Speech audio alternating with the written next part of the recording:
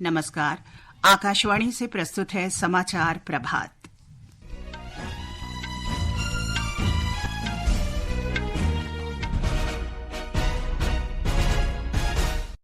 जम्मू कश्मीर विधानसभा चुनाव के दूसरे चरण का मतदान जारी। राष्ट्रीय जनतांत्रिक गठबंधन के सहयोगी दलों ने प्रधानमंत्री मोदी की अमेरिका यात्रा को उल्लेखनीय और पथ प्रदर्शक बताया।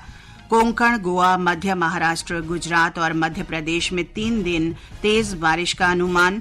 श्रीलंका के राष्ट्रपति ने संसद भंग की। 14 नवंबर को आम चुनाव होंगे। लेबनान में इजरायली हवाई हमले में हिजबुल्लाह के शीर्ष कमांडर इब्राहिम कुबैसी की मौत।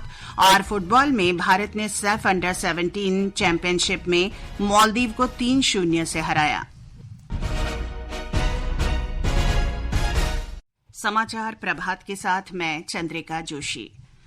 जम्मू कश्मीर में विधानसभा चुनाव के दूसरे चरण के लिए आज 26 सीटों पर वोट डाले जा रहे हैं। मतदान शाम 6 बजे तक चलेगा। स्वतंत्र, निष्पक्ष और सुचारू मतदान सुनिश्चित करने के लिए वेबकास्टिंग की सुविधा दी गई है। मतदान की ताजा जानकारी के लिए आगे श्रीनगर चलते हैं अपने संवाददाता सुनील कौल के पास। सुनील जी, जम्मू और कश्मीर की 26 सीटों के लिए चुनाव शुरू हो चुका है और करीब 1 घंटा हो चुका है, तो हम सुरक्षा बंदोबस्त की तो आपसे बात करेंगे ही। शुरुआती रुझान क्या मिल रहे हैं?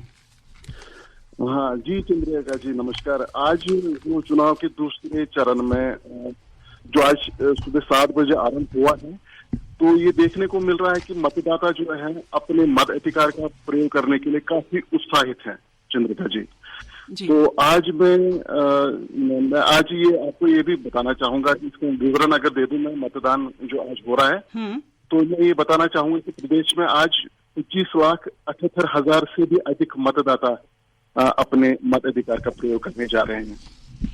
तो जहां तक सुरक्षा, जैसे आपने पूछा कि सुरक्षा इंतजाम कैसे हैं, तो मैं अगर उसका विवरण दे दूं तो सुरक्षा इंतजाम काफी बेहतर किए हैं निर्वाचन आयोग ने। इस बार जो ये मतदान हो रहा है, सभी जो 3502 जो मतदान केंद्र स्थापित किए गए हैं पूरे प्रदेश में, तो उनको 100% वेबकास्टिंग के साथ मतलब जोड़ा गया है। तो कुल मिला के मैं ये चंद्रिका जी आपसे कहना चाहूंगा कि हम ये अपेक्षा कर सकते हैं कि आज का जो मतदान हो रहा है, ये पिछले चरण की तुलना में इसमें जो मतदान प्रतिशत होगा काफी अधिक होगा। चंद्रिका जी। सुनील जी, एक छोटी सी टिप्पणी चाहूंगी, मौसम कैसा है आज वहाँ? मौसम बहुत बढ़िया है, सुहाना मौसम है मैम, और काफी जो ये वोटर्स है मतदान की तरफ, मतदान केंद्रों की तरफ रुख कर रहे हैं, तो मौसम बड़ा अच्छा है मैम आज। बहुत बहुत धन्यवाद इस जानकारी के लिए। जम्मू कश्मीर में तीसरे चरण की 40 सीटों पर 1 अक्टूबर को वोट डाले जाएंगे। वोटों की गिनती 8 अक्टूबर को होगी। इस बीच कांग्रेस के वरिष्ठ नेता राहुल गांधी आज जम्मू कश्मीर में 2 चुनाव रैलियों को संबोधित करेंगे। जम्मू कश्मीर में नेशनल कॉन्फ्रेंस और कांग्रेस मिलकर चुनाव लड़ रहे हैं। चुनाव पूर्व गठबंधन की शर्तों के अनुसार नेशनल कॉन्फ्रेंस 52 और कांग्रेस ने 31 सीटों पर उम्मीदवार खड़े किए हैं। घाटी में भारतीय कम्युनिस्ट पार्टी, मार्क्सवादी और जम्मू संभाग में पैंथर्स पार्टी के लिए 2 सीटें छोड़ी हैं। इधर हरियाणा विधानसभा के लिए चुनाव प्रचार में तेजी आ रही है। प्रधानमंत्री और भारतीय जनता पार्टी के वरिष्ठ नेता नरेंद्र मोदी आज सोनीपत जिले में गोहाना में जनसभा करेंगे। प्रधानमंत्री ने सोशल मीडिया पर एक पोस्ट में विश्वास व्यक्त किया कि भारतीय जनता पार्टी को जनता का समर्थन प्राप्त होगा। हरियाणा में विधानसभा की 90 सीटों के लिए 5 अक्टूबर को वोट डाले जाएंगे। मतगणना 8 अक्टूबर को ही की जाएगी। केंद्रीय मंत्री और झारखंड में विधानसभा चुनाव के प्रभारी शिवराज सिंह चौहान ने कहा है कि हेमंत सोरेन सरकार राज्य में युवाओं को रोजगार देने में विफल रही है। कल झारखंड के बोकारो में परिवर्तन रैली में उन्होंने कहा कि राज्य में भारतीय जनता पार्टी की सरकार बनने के बाद पहली ही बैठक में 2,75,000 रिक्त पदों को भरने का निर्णय लिया जाएगा। भारतीय जनता पार्टी की सरकार आने के बाद मैं आपको बीजेपी की तरफ से वचन देता हूं, पहली कैबिनेट में सारे रिक्त पद भरने का फैसला कर दिया जाएगा। निर्वाचन आयोग ने केंद्र और झारखंड की प्रवर्तन एजेंसियों से कहा है कि राज्य में आगामी विधानसभा चुनाव में धन बल को बर्दाश्त नहीं किया जाएगा। मुख्य निर्वाचन आयुक्त राजीव कुमार ने निर्वाचन आयुक्तों ज्ञानेश कुमार और एसएस संधू के साथ कल रांची में चुनाव तैयारियों की समीक्षा की। ये समाचार आकाशवाणी से प्रसारित किए जा रहे हैं। समाचार प्रभात में आपका फिर स्वागत है। प्रधानमंत्री नरेंद्र मोदी अमेरिका की अपनी सफल यात्रा के बाद नई दिल्ली लौट आए हैं। प्रधानमंत्री ने अमेरिका में छठे क्वाड नेताओं के शिखर सम्मेलन में भाग लिया और न्यूयॉर्क में संयुक्त राष्ट्र महासभा में भविष्य के शिखर सम्मेलन को संबोधित किया। केंद्रीय मंत्रियों और राष्ट्रीय जनतांत्रिक गठबंधन के नेताओं ने प्रधानमंत्री की सफल अमेरिका यात्रा को उल्लेखनीय और पथ प्रदर्शक बताया है। एक रिपोर्ट। केंद्रीय गृह मंत्री अमित शाह ने कहा कि ये यात्रा मोदी के कूटनीति के सिद्धांत को और मजबूत करती है। बिहार के मुख्यमंत्री नीतीश कुमार ने कहा कि अमेरिकी यात्रा के दौरान दोनों देशों के बीच निवेश बढ़ाने के बारे में लिए गए फैसले स्वागत योग्य हैं। आंध्र प्रदेश के मुख्यमंत्री चंद्रबाबू नायडू ने कहा कि श्री मोदी समुदायों और देशों को एक साथ लाकर निर्विवाद रूप से एक बड़े वैश्विक नेता के रूप में उभरे हैं। केंद्रीय मंत्री और जेडीएस नेता एचडी कुमारस्वामी ने कहा कि 3 दिन के दौरान श्री मोदी ने परमाणु ऊर्जा, cervical cancer vaccine, semiconductor, AI, Indo Pacific आर्थिक ढांचे, हमारी सांस्कृतिक विरासत की पुनर्प्राप्ति सहित कई अन्य विषयों पर महत्वपूर्ण समझौते किए हैं। महाराष्ट्र के मुख्यमंत्री एकनाथ शिंदे ने कहा है कि प्रधानमंत्री नरेंद्र मोदी की अमेरिका यात्रा से एक बार फिर पता चला है कि वे एक उत्कृष्ट वैश्विक राजनेता क्यों हैं। समाचार कक्ष से जया भारती। उपराष्ट्रपति जगदीप धनखड़ आज ग्रेटर नोएडा में Uttar Pradesh international trade show के दूसरे संस्करण का उद्घाटन करेंगे। 5 दिवसीय ट्रेड शो इस महीने की 29 तारीख तक चलेगा। ये कार्यक्रम वियतनाम को भागीदार देश के रूप में उजागर करने के साथ साथ उत्तर प्रदेश के व्यापार और संस्कृति को प्रदर्शित करेगा। सर्वोच्च न्यायालय ने पंजाब के मेडिकल कॉलेजों में अप्रवासी भारतीय कोटा के विस्तार की निंदा की है। इसे धोखाधड़ी बताते हुए सर्वोच्च न्यायालय ने माना कि इस कदम से अवैध तरीके से दाखिले होंगे और मेधावी छात्रों की प्रवेश प्रक्रिया में बाधा आएगी। शीर्ष न्यायालय ने पंजाब और हरियाणा उच्च न्यायालय के उस आदेश को चुनौती देने वाली याचिकाओं को खारिज कर दिया जिसमें मेडिकल कॉलेज में अप्रवासी भारतीय कोटे के विस्तार की पंजाब सरकार की अधिसूचना को रद्द कर दिया गया था। उच्चतम न्यायालय ने 5 करोड़ रुपए से कम के प्रत्यक्ष कर से जुड़े 573 मामलों का निपटारा कर दिया है। वित्त मंत्रालय के अनुसार ये कर संबंधी मुकदमों को कम करने और कारोबारी सुगमता की दृष्टि से एक महत्वपूर्ण कदम है। चालू वित्त वर्ष के बजट में प्रत्यक्ष कर, सीमा शुल्क और सेवा कर के संबंध में कर ट्राइब्यूनल, उच्च न्यायालयों और उच्चतम न्यायालय में अपील दायर करने के मामले में निर्धारित आर्थिक सीमा बढ़ा दी गई है। इलेक्ट्रॉनिकी और सूचना प्रौद्योगिकी मंत्रालय ने यांत्रिक बुद्धिमत्ता AI फेलोशिप के लिए आवेदन आमंत्रित किए हैं। इसके लिए बीटेक और एमटेक के विद्यार्थी पात्र हैं।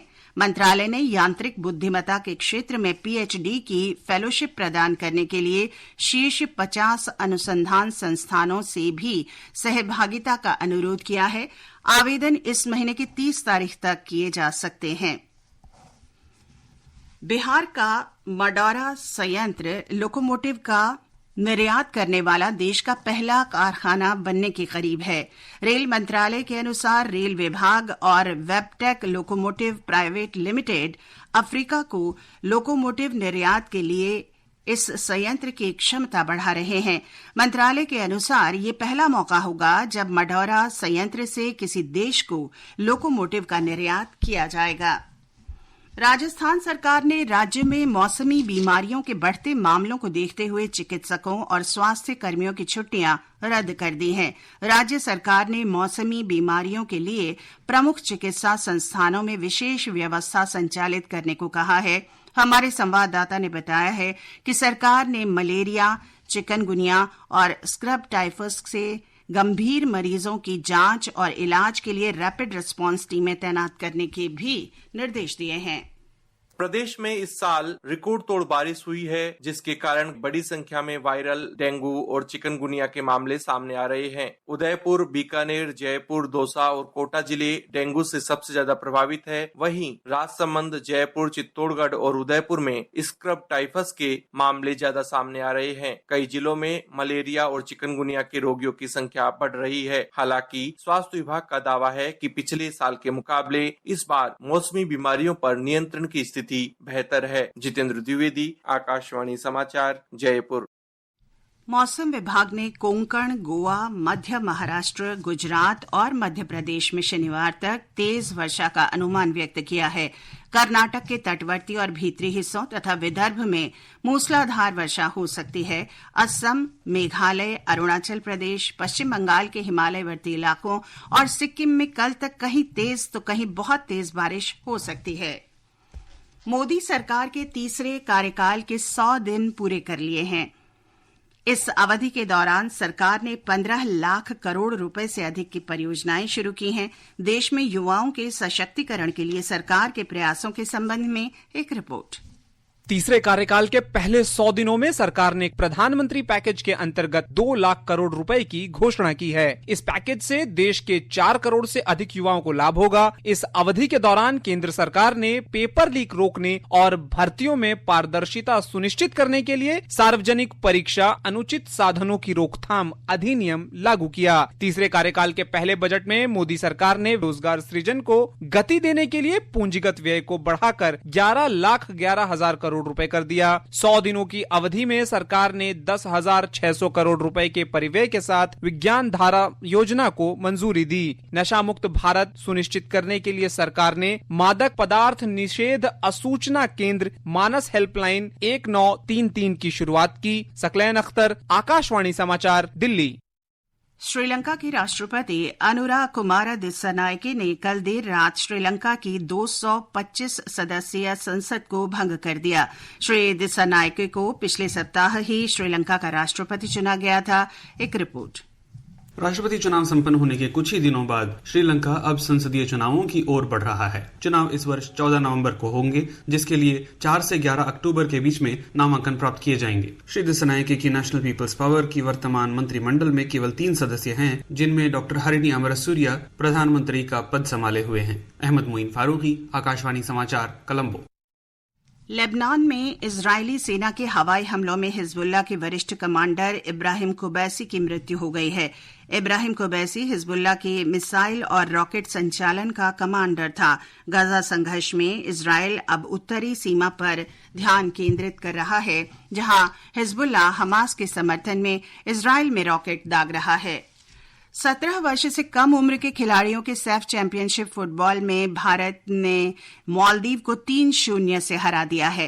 भूटान में इस प्रतियोगिता के ग्रुप ए में भारत की ओर से सैमसन ने 1 और हेमेनचुंग ने 2 गोल किए। इस जीत के साथ ही भारत 6 अंक लेकर ग्रुप ए में शीर्ष पर पहुंच गया है।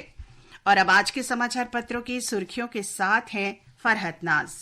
धन्यवाद चंद्रिका। जम्मू कश्मीर में आज दूसरे चरण के मतदान पर लगभग सभी अखबारों की नजर है। प्रमुख चर्चित सीटों और उम्मीदवारों के जिक्र के साथ अखबारों ने सुरक्षा इंतजाम की खबर विस्तार से दी है।